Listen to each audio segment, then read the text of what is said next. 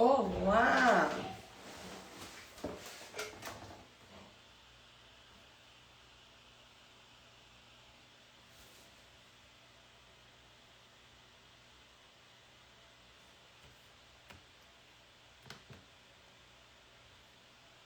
Olá, olá, olá! Tudo bem com vocês? Como é que vocês estão? Deixa eu fechar aqui. Deixa o pessoal ir entrando pra gente conversar um pouquinho. Deixa eu colocar um tema aqui na live. Ai, minha luz apagou. Tava tão iluminada. Peraí que eu vou acender ela de novo. Esse é o tal do ao vivo. Peraí, gente.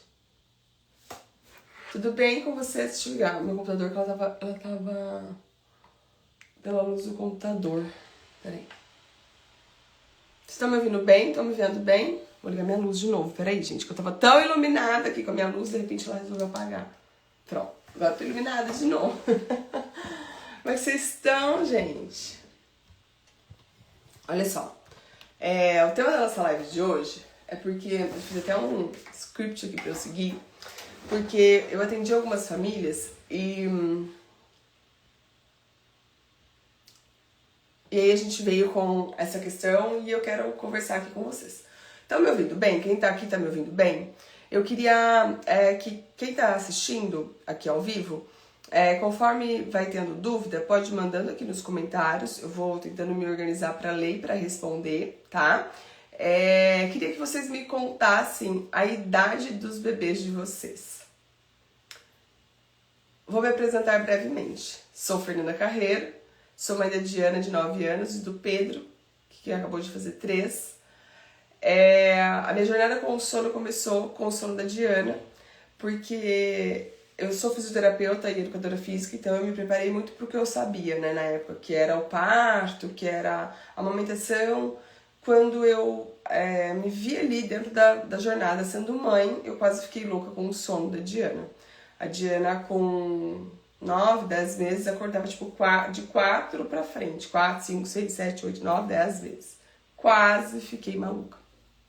E aí todo mundo veio falar pra gente que é natural e que é esperado, que criança é assim mesmo. E aí você fica sem saber se você tá agindo errado, se você tá esperando algo errado, se a tua expectativa está desajustada.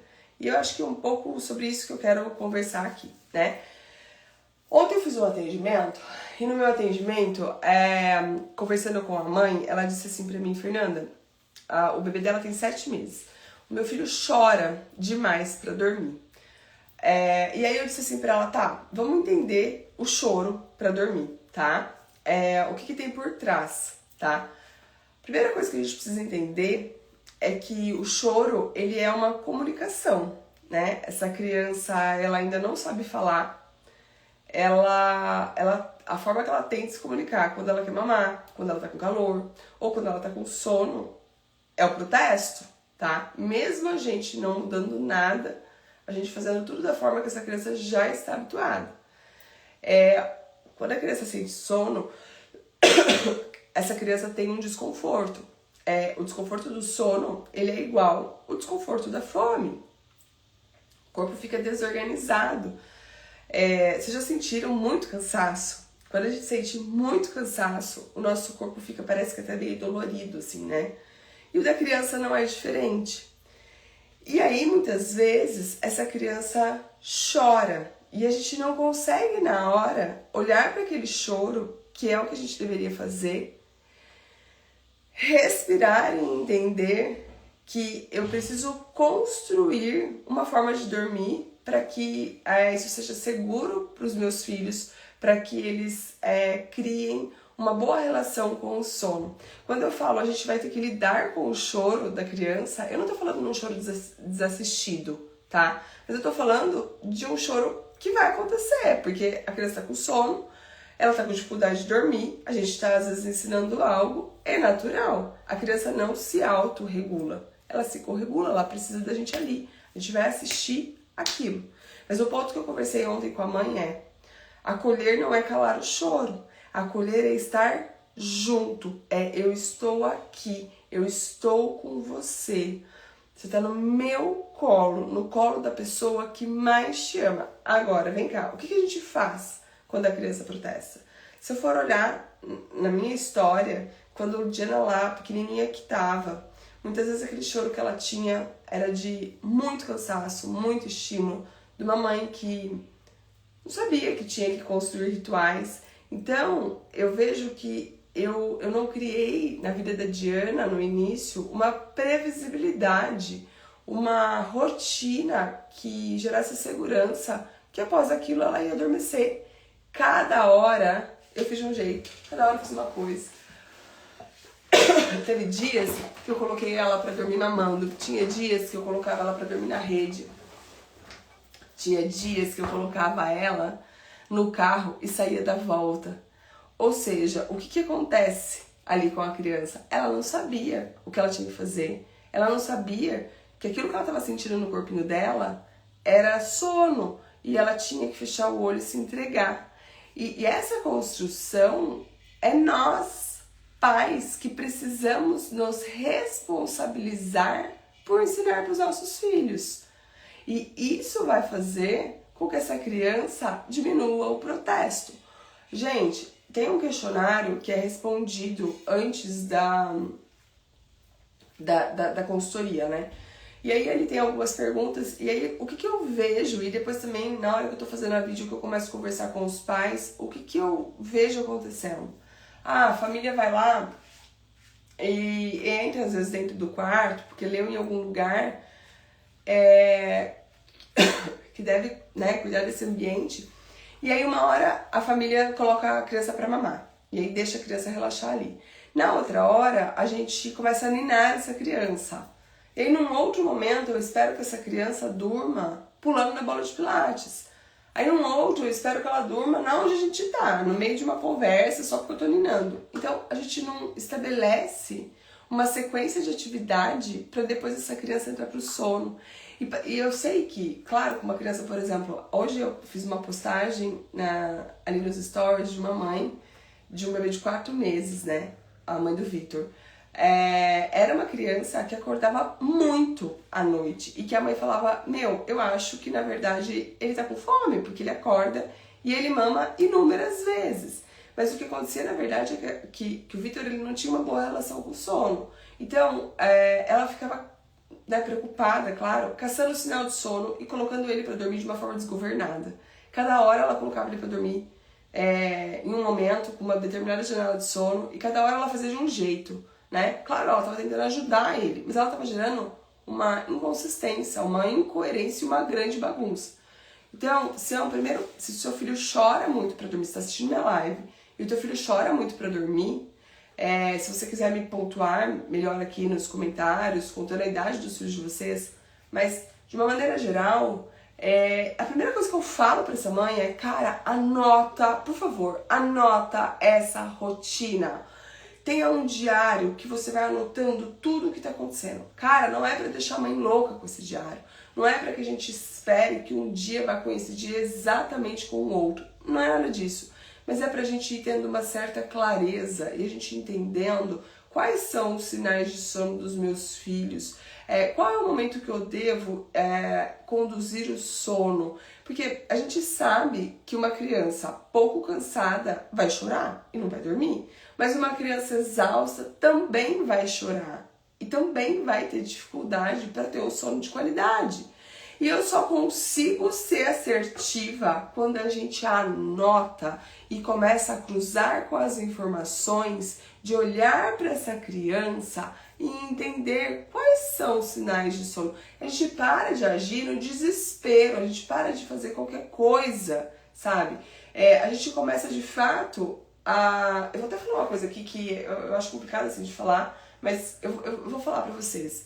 Cara, ninguém morre porque tá com sono e porque tá chorando um pouco. Então, para que a gente consiga entender e observar os nossos filhos, a gente precisa parar de ter medo do choro, entendendo que eu não estou desassistindo o meu filho, que eu vou estar junto, que eu não vou enfiar a criança no berço e deixar a criança ali. Até porque se fosse pra fazer isso, não precisava de mim, certo? Ia lá, enfiava e pronto.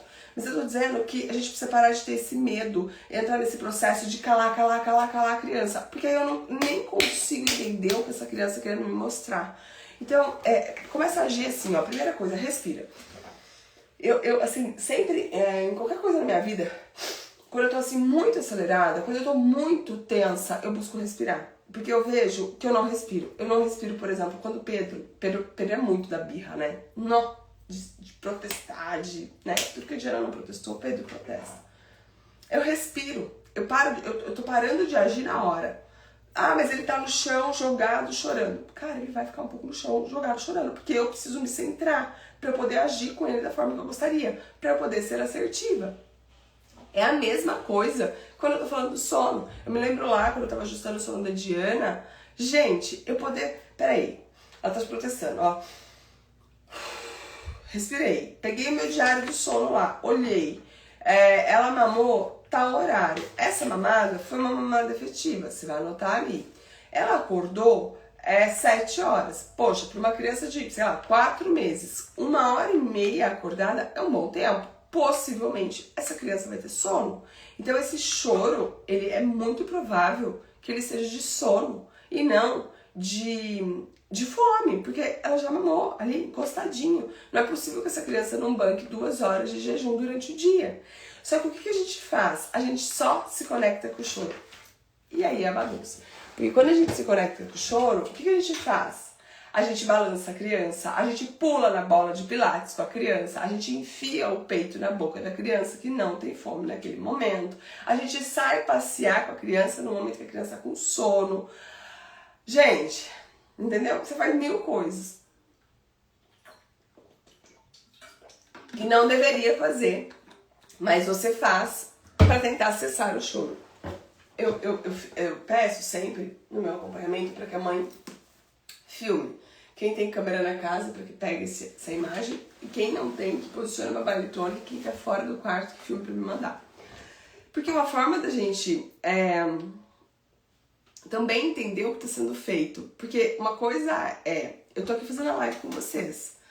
Quando eu pego para assistir, né, se eu pegar para assistir esse vídeo, se eu pegar para assistir essa live, eu sempre acho que tem alguma coisa que eu poderia fazer diferente, alguma coisa que eu poderia falar diferente, né? Porque eu me analiso, eu consigo estar ali fora daquele momento de ação. Então eu gosto da ideia do vídeo justamente por isso, porque a mãe também se assiste, além de eu poder pontuar, olha, faça isso, olha, né, organiza aqui, faça aquilo, também para a família poder assistir e poder, né, a mãe ou o pai, quem tá conduzindo ali, poder ir lapidando, assim, o que no próxima noite vai fazer menos, tá? Porque o que eu vejo, mas muito, tá? Então a mãe coloca a criança aqui no colo, aí a criança protesta. Aí a criança protesta, a mãe coloca essa criança aqui. Aí a criança protesta, aí a mãe põe essa criança aqui. Aí a mãe começa a sacolejar na bola de pilates. Cara, é uma loucura, é uma loucura. A gente fica tentando silenciar o choro da criança. A gente não se conecta que, presta atenção no que eu tô falando, pra dormir eu preciso parar esse corpo. Eu preciso deixar essa criança contidinha nos meus braços, se essa criança ainda não tem autonomia, para que ela vá conseguindo se aconchegar e dormir. Eu não preciso ficar trocando ela 450 vezes de posição. Não é esse o ponto. Enquanto eu estou trocando essa criança por 450 vezes de posição, o que eu estou fazendo na verdade é que eu estou dando mais e mais estímulo. Ou seja, eu estou deixando essa criança ainda mais distante do sono. Porque imagina se você estivesse dormindo, quase dormindo, vai, teu marido te levanta o pé. Aí você tá quase dormindo de novo, teu marido te abaixa o pé. Aí você tá quase dormindo, teu marido te... Cara, bicho, meu Deus. Uma hora você vai não conseguir dormir, simplesmente perder o sono, se irritar. É isso que a gente faz com as crianças sem perceber.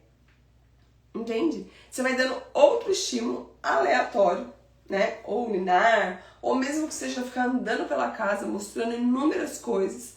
E você não ensina algo, você não ensina um comportamento importante que essa criança precisa desenvolver, que essa criança precisa aprender, né? Eu sei que o sono ele é desafiador, né? Eu sei que muitas vezes lidar com o protesto dos nossos filhos é muito difícil. Mas, gente, não tem outro jeito da gente organizar as coisas, da gente conduzir um sono de qualidade se a gente não... Primeiro, anotar.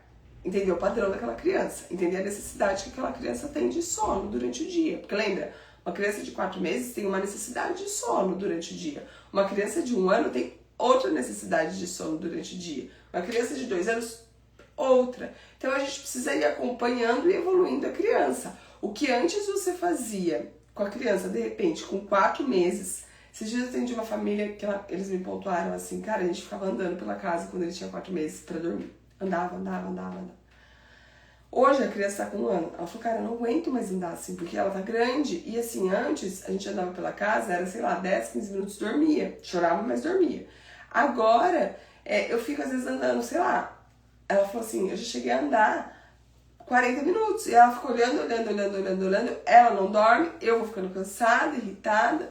Por que isso? Porque você foi enganando o sono, você não criou uma relação, você não criou um ritual, você não repetiu uma mesma atividade, que é dormir no escuro, é num quarto apropriado, é para se entregar, é para relaxar. O que você fez? Você enganou a criança, você ficou andando até ela pegar no sono, você deu uma mata, ela pegar no sono. Aí depois essa criança acorda, ela não tem uma boa relação, porque ela foi ali pro berço completamente apagada, ela nem sabe o que fazer ali, ela não se sente segura ali. Onde ela acorda, ela chora, ela precisa da sua companhia, ela precisa do seu colo, ela precisa do seu balanço. Então, é importante que a gente entenda que quando a gente está fazendo essas mudanças, né? Quando a gente está trazendo essa ordem com relação ao sono, é natural que vá acontecer esse protesto. Mas é um protesto assistido, eu estou junto, eu não estou deixando ninguém sozinho, eu estou corregulando. E eu estou cuidando de tudo que tem em volta, para que a gente esteja... com um bom funcionamento, sabe? Para que essa criança esteja no melhor dos mundos, para que ela se entregue para o sono, tá? Isso é muito importante. A gente é um pilar que ajuda a criança a se corregular, mas eu preciso ter um direcionamento correto. Senão você vai falar assim pra mim, meu filho com 3 meses, todo mundo fala, né? Você vai ver, com 3 meses melhora. Melhora o quê? Melhora se você ajustar o sono. Se você não ajustar o sono, se você não passar sinais importantes pro teu filho dormir, não vai melhorar. Escuta o que eu tô falando. Com 6 meses ele começa a comer. Vai melhorar? Não vai. Se o teu filho tiver bons hábitos de sono, claro, vai começar a espaçar as mamadas. Mas se o teu filho não tiver, ele vai acordar mais ainda. Entendeu? Com 1 ano, gente, só vai melhorar o sono quando a gente colocar bons hábitos. Eu atendo crianças de 2 anos que acordam à noite e que precisam de mamar, que precisam de ficar no colo, que precisa de atracar, né, dormir ali acoplado. Tá tudo bem, isso é um desejo da família. A cama compartilhada, eu não tenho uma questão com isso, mas eu preciso entender se é um desejo da família. Se não é, a gente precisa ensinar diferente. E ensinar diferente não traumatiza a criança. Ensinar diferente é algo de extrema importância. E eu só vou conseguir ensinar para os meus filhos colocando isso como prioridade, sabe? Entendendo que às vezes vai ser difícil, mas que é importante. Porque assim, que egoísmo, você quer dormir a noite inteira, mãe. Não. Primeiro eu não tô falando que é o egoísmo da mãe, tá? Porque olha só, essa mãe tá exausta. E aí eu falo por mim. Olha lá, a Paloma, minha filha tem 3 anos e ainda não dorme a noite toda. Porque a gente fica nisso, a gente fica assim, porque com 3 meses, você vai ver, melhora. Aí você espera os 3 meses. Eu tô falando, gente, porque eu vivi isso até os 10 meses da Diana. Falava assim pra mim, é porque você tá... porque com 3 meses ela vai melhorar. Chegou os 3 meses da Diana, ela seguia acordando. É quando ela começar a comer. 6 meses, começou a comer, comia super bem. Começou a acordar. Aí falaram assim pra mim, a sorte que eu não caí nesse conto do vigário, mas falaram assim pra mim, ela acorda desse jeito. Falaram 2 coisas que até hoje eu penso. Porque ela mama no peito. Desmama ela que ela vai dormir. Primeira coisa que me falaram foi isso. Graças a Deus eu não fiz isso. Porque eu não precisei desmamar ela pra ela dormir bem. E a segunda coisa que me falaram é assim mesmo. Tem criança que não gosta de dormir. Gente, para de falar asneira. Para, pelo amor de Deus. Claro, tem criança que dorme mais tempo, que tem uma necessidade de sono maior. Isso eu concordo, tá? E tem criança que tem uma necessidade de sono um pouco menor, isso é individualidade. Agora, falar que a criança não gosta de dormir, tá errado. Quem tá falando não sabe o que tá falando. E aí eu falo assim, a gente fica nisso, que egoísmo, nossa, maternidade é isso, para de reclamar. Para, gente, como é que eu, no dia seguinte, posso ser uma boa mãe se eu tô exausta? A privação de sono ela era usada como tortura. Antigamente não tem como, não tem como. E numa relação de respeito, tem que respeitar os dois. Tem que respeitar a mãe, tem que respeitar a criança. E aí, olha só uma coisa, uma criança que tipo, sei lá, de 10, 11, que nem a Diana, com 10 meses, ela também não dormia bem. Ela acordava 6, 7, 8, 9, 10 vezes durante a noite. No dia seguinte, ela estava arrebentada também. Ela não conseguia se desenvolver bem, ela não conseguia engatinhar bem, ela estava sempre irritada, ela estava sempre chorando. Por quê? Porque não dormia. Então, assim, eu não cuido da alimentação dos meus filhos. Eu não quero que os meus filhos tenham uma boa alimentação, que eles comam boas coisas, não é isso? Como é que eu não vou olhar para o sono também? O sono é minha responsabilidade. Eu sempre faço a pergunta assim, ó, você vai pôr teu filho na cadeirinha do carro e o teu filho chora, o que você faz? Se a mãe falar assim pra mim, eu não coloco, eu levo ele fora da cadeirinha do carro. Aí eu digo, olha mãe, então a gente precisa olhar pra como você entende esse choro. Eu não sei se todas vocês são da minha geração, né? Eu acho que tem mães mais novas aqui. Sou de 88, né? Tenho 37 anos. Eu venho de uma geração onde a criança chorava, quando eu caía, meu pai e minha mãe diziam assim, não foi nada, levanta aí. Ou então assim, chupa uma balinha aqui que passa. Então, eu não sei lidar com o choro, né? O choro pra mim ele também não é fácil. E aí, quando eu me tornei mãe, eu precisei olhar pra esse choro. Eu precisei entender que acolher os meus filhos não é calar. Quando os meus filhos choram, eu não estou traumatizando o meu filho. O grande medo hoje da geração é traumatizar a criança. Mas peraí, o que é traumatizar a criança? Eu não estou desassistindo a criança, eu estou ali junto. Eu estou conduzindo algo que é de extrema importância. Pelo amor de Deus, gente, eu sou a mãe, eu não sou a amiguinha. Eu preciso ensinar pontos que são de extrema importância. Sim, eu sou a autoridade dentro da minha casa. Sim, isso é importante. A gente está se perdendo, caindo numa permissividade onde as crianças... Cara, a mãe diz assim pra mim, não, porque meu filho... Ele não aceita dormir. Eu entro no quarto e ele chora. Eu falo, tá, e o que você faz? Você sai? Criança de 6 meses. Então, porque eu acho que não tá com sono. Eu falo, meu Deus do céu, vamos aprender, vamos entender pra gente colocar em prática. Gente, isso é muito importante. É importante pro sono, é importante pra alimentação. Daqui a pouco eu tenho uma criança que tá comendo e a mãe tá correndo atrás dando comida pra essa criança. Mas ele não senta na cadeirinha. Cara, porque você não pôs. Claro que dá trabalho, não tô falando que é fácil. É igual limpar o bumbum. Tem uma fase que eles começam a rolar. O que eu faço? Não é negociável, eu preciso limpar o seu bumbum. Então eu te mantenho de uma forma firme que eu consigo te limpar. Você entende isso? A gente vai se perdendo? A gente não pode se perder, gente. Esse papel de educação, de condução é nosso. Sabe o que eu vejo? A gente pensa assim, vou testar um pouquinho. Eu vou... sei lá, a Fernanda assistiu a live lá da Fernanda, eu vou entrar no quarto, ao invés de eu, sei lá, colocar ele pra dormir mamando, eu vou colocar ele pra dormir ninando. E eu entendi, a Fernanda falou que vai ter protesto, porque é uma organização que a gente tem pra gente poder diminuindo os estímulos que é preciso, pra gente ir corregulando a criança pra ela poder emendar o ciclo de sono. Porque é isso, dorme mamando e acorda no berço, não sabe voltar a dormir. É igual dormir na tua cama e acordar no chão gelado da tua cozinha. Meu Deus, o que eu tô fazendo aqui, não é? Então, é importante que a gente entenda que eu preciso ir trabalhando essa diminuição de ajuda. Tem criança que precisa de autonomia total para dormir bem. Tem criança que não, que é que tipo, a mãe só colocava para dormir mamando. Quando você mudou e de repente colocou a criança para dormir ninando, pronto, a criança já melhorou. E é uma escolha dessa família, se vai querer continuar dando autonomia ou não. Eu sempre oriento que dê, tá? Porque eu acho que é um passo muito importante. Mas eu entendo que tem família que não tá no seu time, tá tudo certo, tá? Agora, eu preciso ensinar isso. Aí, o que as famílias fazem? Elas tentam um pouquinho, assistiram a live, vão lá tentar um pouquinho. Aí elas são incoerentes, porque a criança protesta, ela já se perde, volta a fazer 410 mil coisas, mas que não tá direcionando a criança para dormir. E quem tá sendo o principal, a principal criança, quem tá sendo o principal prejudicado é a criança. Gente, eu comecei o atendimento ontem de uma criança de 4 anos. O que eu mais atendo são crianças até 3 anos, tá? Mas em alguns casos eu atendo crianças mais velhas, quando é relacionado à questão comportamental. Essa criança tem 4 anos. 4 anos. E ela acorda à noite. Ela tem uma péssima relação com o sono. Ela dorme assistindo TV. Eu perguntei pra mãe, quando que começou isso?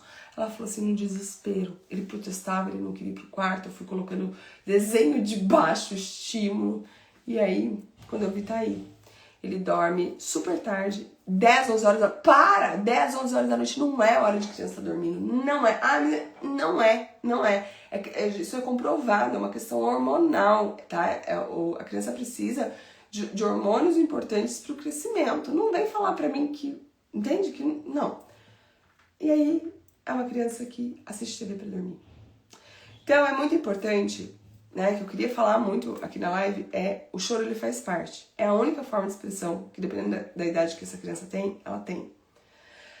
Eu preciso... E o choro, ele vem com o sono, por conta de uma desorganização, porque o sono, ele é uma desorganização, e vem também quando a gente tá querendo fazer essa mudança. Mas é importante que a gente entenda que pra gente fazer uma construção diferente, pra gente criar esse hábito, eu preciso repetir.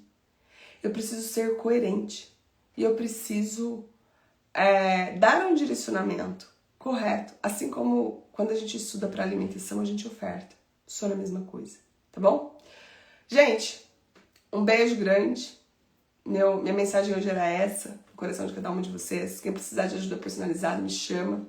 Consultoria pegar na mão da família, a gente vai junto. Uma troca diária. Dá pra fazer sozinho? Dá, mas com a consultoria é um caminho assertivo, onde eu vou te direcionando, ajustando a tua expectativa, realinhando junto com vocês, tá? Diariamente. Um beijo grande. Quem também tá aqui e não tá no grupo do WhatsApp, entra lá, tá bom? Uma vez por semana eu mando um conteúdo lá.